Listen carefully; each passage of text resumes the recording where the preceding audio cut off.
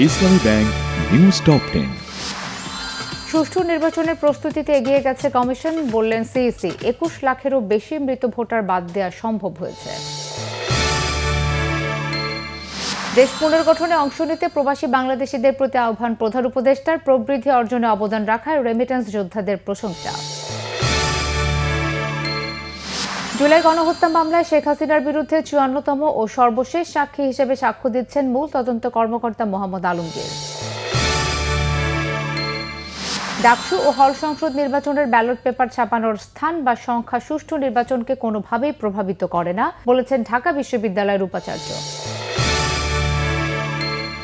ষষ্ঠী পূজার মধ্য দিয়ে শুরু হলো শারদীয় দুর্গোৎসবের মূল আনুষ্ঠানিকতা। মণ্ডপে মণ্ডপে চলছে দেবীর আরাধনা। আইনশৃঙ্খলা পরিস্থিতি নিয়ন্ত্রণে খাগড়াছড়িতে চলছে ১৪৪ ধারা। সেনা নিরাপত্তার সাজেকে আটকা পড়া ২,০০০-এরও বেশি পর্যটককে পৌঁছে দেওয়া হয়েছে গন্তব্যে।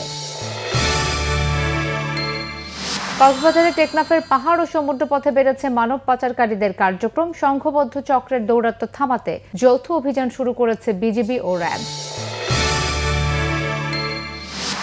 ভারতের চেন্নাই থালাপতি বিজয়ের জনসভায় পদদলিত হয়ে মৃতের সংখ্যা বেড়ে ৩৯, আহত শতাধিক। শোক প্রকাশ করেছেন বিজয়। ইইউ বা ন্যাটো সদস্য দেশগুলোতে আক্রমণের কোনো ইচ্ছা নেই রাশিয়ার, তবে মস্কোর জন্য হুমকি হলে তার চূড়ান্ত প্রতিক্রিয়া জানানো হবে, বলেছেন রুশ পররাষ্ট্রমন্ত্রী।